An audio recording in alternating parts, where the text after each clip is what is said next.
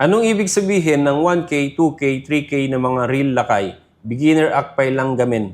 Gaputa Ilocano aje agsal sa ludsod, ket sungbatan tayo mat iti Ilocano jay sa ludsod na. Itiket na sa wel lakay atay 1,000, 2,000 o no 3,000 series ket jay size iti real. Kasla ditoy adati real tayo ditoy nga 500 series. So, ticket na sa web, 500 series, bas-bas set, iti reel na or yung puwersa, iti spool, jay 500 series or yung 1,000 series. Sala datoy, 500. So, ti linya na lang ato, ikit na baba.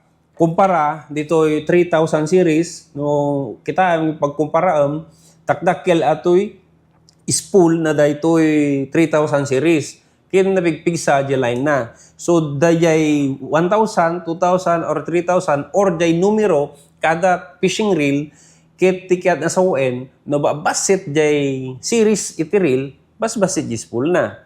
No dakdakkel jay series na, 2,000 or 3,000, dakdakkel mo jay spool na. Sala dayta. So, sa pelakumata na sung batak, jay sa lutsod mo. Kaput Ilocano, jay mo natin yung sumbat, ngayon, paliwanag din natin sa Tagalog in very simple way.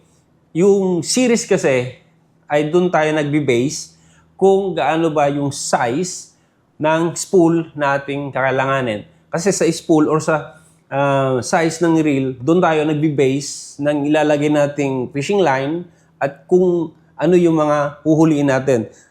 Kasi pagka maliit ang reel natin or series, halimbawa to, 500.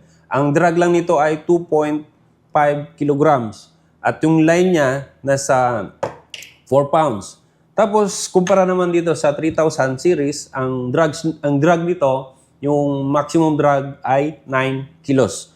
At yung line niya, 19 pounds. So, kaya naglalagay yung mga factory o yung gumagawa ng fishing reel, ng series, para yung odd number, para yun yung palatandaan ng mga reel na bibilhin natin at yung ating mga bibilhin.